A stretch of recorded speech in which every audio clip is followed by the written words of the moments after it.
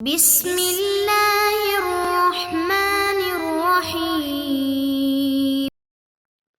بسم الله الرحمن الرحيم. الحمد لله رب العالمين، والصلاة والسلام على أشرف الخلق والمرسلين وعلى آله وأصحابه وأطباعه أجمعين، أما بعد. عزیز طلبہ، آج کتاب الہدایہ جز ثالث کا سبق نمبر 7 ہے، جو کتاب کے اعتبار سے سبق نمبر 4 ہے، اور یہ سبق حلول اور تأجیل اور اشارہ کے متعلق ہوگا، یعنی بے حالن ہو، تأجیلاً ہو، یا اعواز کی طرف اشارہ کیا جائے تو اس کے متعلقہ اصول اور فصول پر بات کریں گے، اور کتاب کی عبارت والاعواد المشار الیہا سے لے کر وہذا یسلم فی بعیدہا تک ہوگی۔ سب سے پہلے درس کے متعلقہ چند اصول پر بات کرتے ہیں۔ سب سے پہلا اصل التسلیم والتسلم من مواجب البیع۔ موجب بیع تسلیم اور تسلم ہے، یعنی جب بیع ہو جائے تو اس کے احکامات میں سے ایک حکم حوالگی اور وصولی، تسلیم اور تسلم ہے۔ نمبر 2، البیع یفسد بالجہالۃ المفضیۃ الی المنازعہ، کہ ہر ایسی جہالت جو مفضی الی المنازعہ ہو، جھگڑے کا سبب بنتا ہو، تو اس سے بے فاسد ہو جاتی ہے۔ اور نمبر 3، ایک مشہور اصل ہے العرف قاض، اور بالفاظ دیگر العرف املک، یعنی اقوى مرجح۔ عرف یہ فیصلہ کرتی ہے، یا عرف جو ہے وہ قوی مرجحات میں سے ہے، کسی ایک جہت کو ترجیح دینے کے لیے اس کی بنیادی حیثیت ہے۔ نمبر 4، اصل تحری الصواب، یعنی درستگی کی تحری کرنا۔ اس کو دوسرے الفاظ میں یوں کہا جا سکتا ہے کہ عقود المسلمین تحمل علی الصلاح والسداد مہما امکن، کہ مسلمانوں کے عقود کو صلاح اور سداد درستگی پر محمول کیا جائے گا جہاں تک ممکن ہو۔ اور اصل نمبر 5، الغالب کالمتحقق والنادر کالمعدوم۔ غالب یہ بحیثیت متحقق اور ثابت شدہ امر کے ہوتا ہے، جبکہ نادر بمنزلہ معدوم ہوتا ہے، اس کی کوئی حیثیت نہیں ہوتی۔ نمبر 6، بیع الشیء بجنسہ جزافا لا یجوز فی الاموال الربویۃ۔ اموال ربویہ میں اٹکل کے ساتھ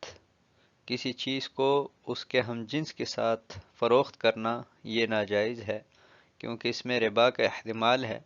تو جیسے حقیقی ربا ناجائز ہے، ایسے ہی احتمال الربا، جہاں پر ربا کا احتمال ہو تو یہ بھی ناجائز ہے۔ التصرفات الشرعیۃ بمواجبها،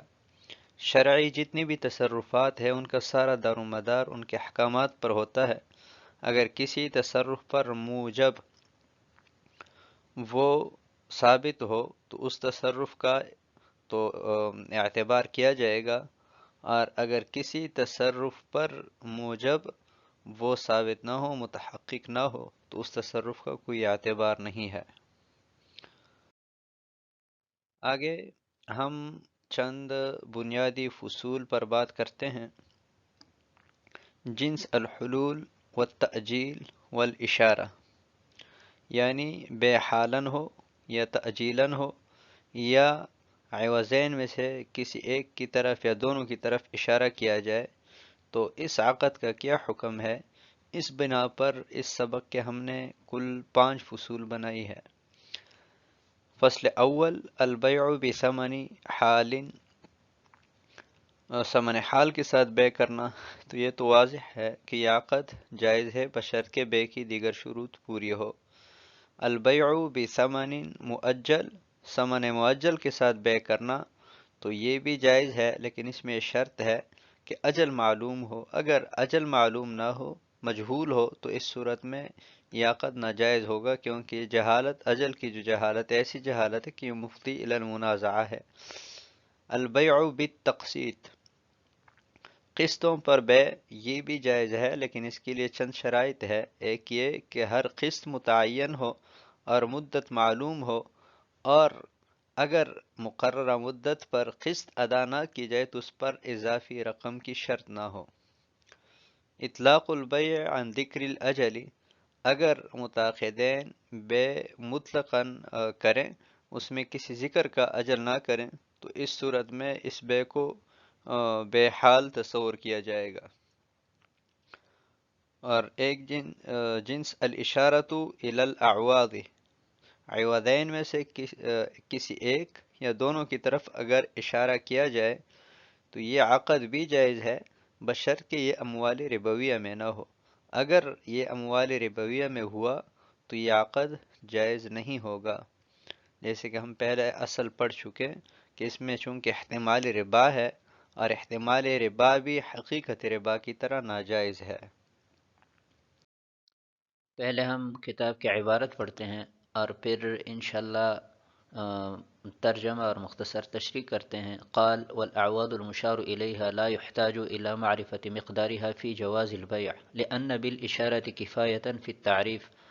وجهالة الوصف فيه لا تفضي الى المنازعة۔ قال والاثمان المطلقة لا تصح الا ان تكون معروفة القدر والصفة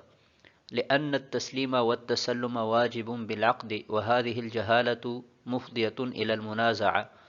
فيمتنع التسليم والتسلم وكل جهالة هذه صفتها تمنع الجواز هذا هو الأصل۔ پہلے اس عبارت کو حل کرتے ہیں اور پھر اگلی عبارت کی طرف جاتے ہیں۔ امام قدوری رحمۃ اللہ علیہ فرماتے ہیں کہ ایسی آواز کہ جن کی طرف اشارہ کیا جائے تو جواز بیع کے معاملہ میں ان کی مقدار کا جاننا ضروری نہیں ہے، اس لیے کہ تعریف کے لیے اشارہ کافی ہے، اور جہالت وصف مفضی الی المنازعہ نہیں ہے، یعنی جھگڑے کا سبب نہیں بنتا۔ امام قدوری رحمۃ اللہ علیہ نے کہا کہ اسمان مطلقہ سے عقد درست نہیں ہے الا یہ کہ ان کی مقدار اور صفت معلوم ہو، اس لیے کہ حوالہ کرنا اور قبضہ کرنا بموجب عقد بحکم عقد واجب ہے، اور چونکہ جہالت مفضی الی المنازعہ ہے لہٰذا یہ تسلیم اور تسلم حوالہ کرنا اور قبضہ کرنے سے ممتنع ہے، اور ہر ایسی جہالت جس کی صفت ہو جواز بیع سے مانع ہے، یہی قاعدہ اور اصل ہے۔ اس میں امام قدوری رحمۃ اللہ علیہ اور صاحب ہدایہ رحمہم اللہ تعالی یہ بیان کرنا چاہتے ہیں کہ اعواز کی طرف اگر اشارہ کیا جائے تو یہ بھی جواز بیع کے لیے کافی ہے۔ اعواز سے مراد یہاں پر مبیع اور ثمن ہے کہ اگر مبیع کی طرف اشارہ ہو تو اگرچہ صفت اور مقدار معلوم نہ ہو تو یہ جواز بیع کے لیے کافی ہے۔ مثلا کسی شخص نے گندم کی ایک ڈیری کی طرف اشارہ کیا کہ میں یہ ڈیری 50,000 روپے میں آپ کو فروخت کرتا ہوں،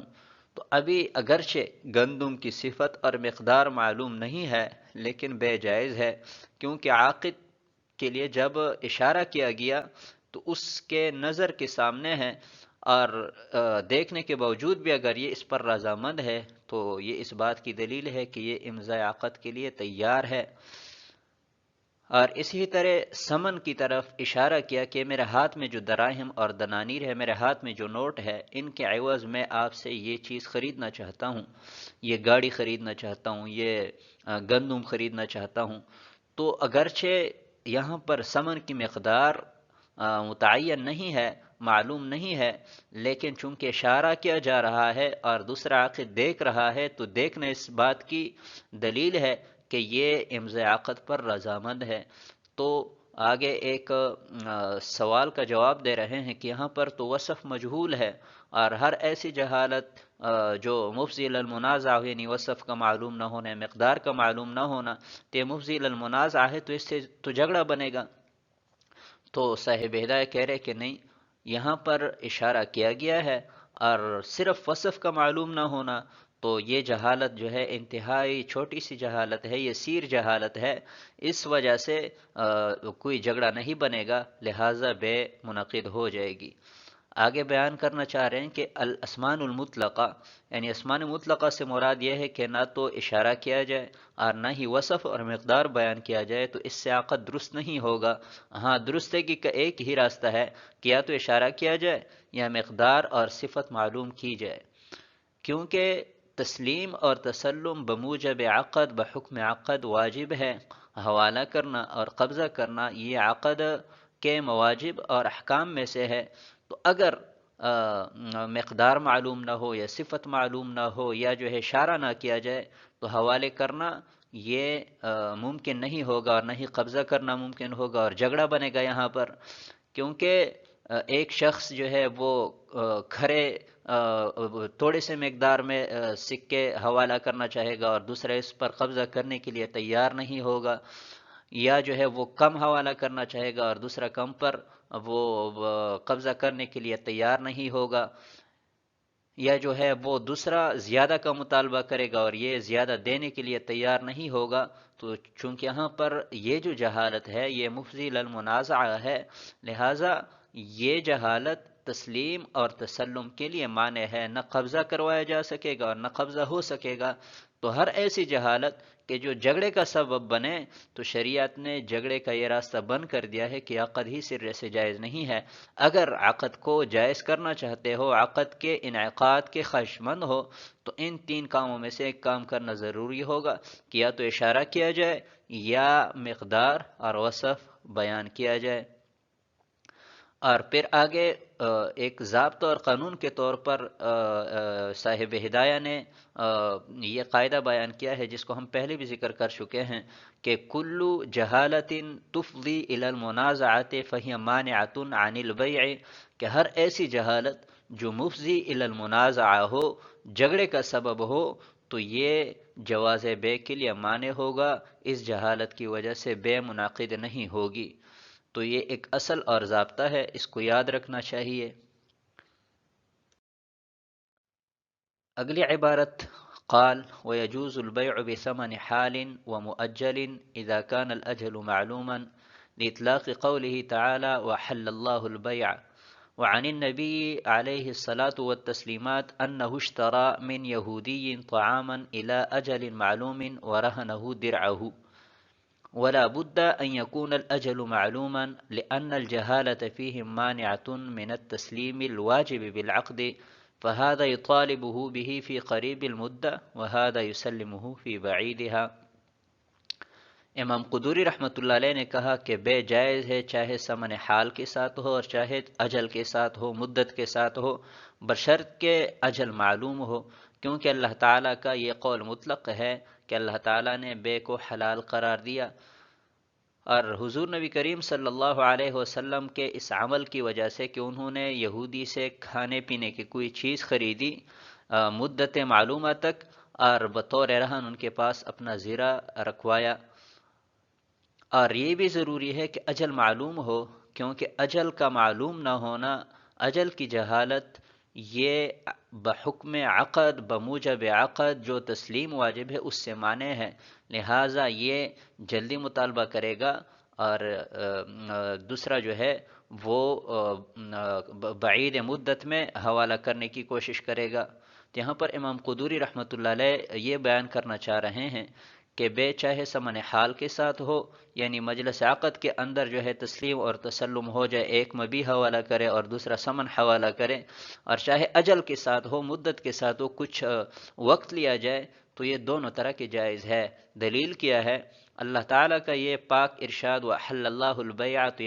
یہاں پر حلت بے مطلق ہے، اس میں حال اور اجل کی کوئی قید نہیں ہے، لہٰذا بے چاہے حال کے ساتھ ہو چاہے اجل کے ساتھ ہو، اگر دیگر شرائط پوری ہے تو یہ بے جائز ہے۔ اور دوسری دلیل حضور نبی کریم صلی اللہ علیہ وسلم کا یہ عمل کہ انہوں نے یہودی سے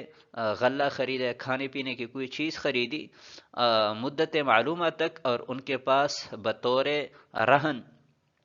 گروی کے طور پر اپنا زیرہ رکھوایا، تو حضور نبی کریم صلی اللہ علیہ وسلم کے اس عمل سے بھی معلوم ہوا کہ اجل کے ساتھ بے کرنا یہ جائز ہے۔ اگلی بات یہ بیان کرنا چاہ رہے ہیں کہ اجل کا معلوم ہونا یہ ضروری ہے، کیونکہ ہم پہلے اصل بیان کر چکے ہیں کہ ہر ایسی جہالت جو مفضی للمنازعہ ہو، یہ جواز بے سے مانع ہے۔ تو اجل کی جہالت چونکہ مفضی للمنازعہ ہے، ایک جلدی مطالبہ کرے گا اور دوسرا کہے گا کہ نہیں کچھ دیر کے لیے ٹھہرو، تو یہ جہالت چونکہ مفضی للمنازعہ ہے، اس لیے یہ جہالت مانع عن جواز البیع ہے۔ اگر ایسی جہالت ہوگی تو بے جائز نہیں ہوگی۔ تو آج کے سبق کو ہم اسی پر ختم کرتے ہیں۔ والسلام علیکم ورحمۃ اللہ وبرکاتہ۔